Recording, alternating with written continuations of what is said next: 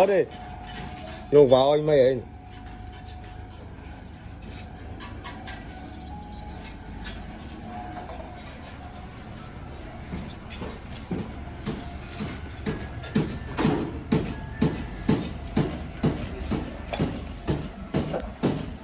Chiều nào anh đang gặp score chào score mà express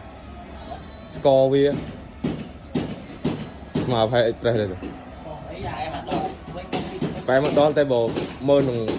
là bộ vía score mà cái này hả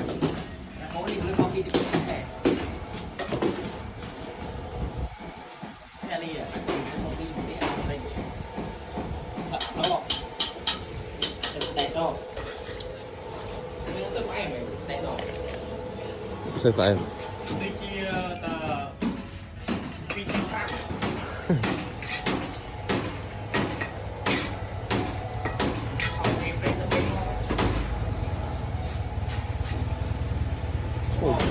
ช่วยฮันเลยเจ้าฮันเลย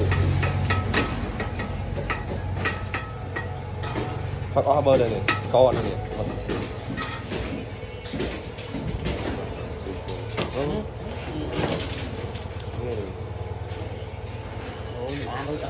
นี่ดมบุญจุดบุญอ่ะซอ S U G A on sugar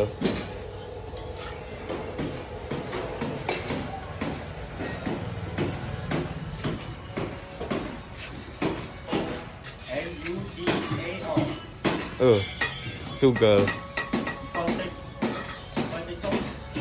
program nhỉ chơi chi vậy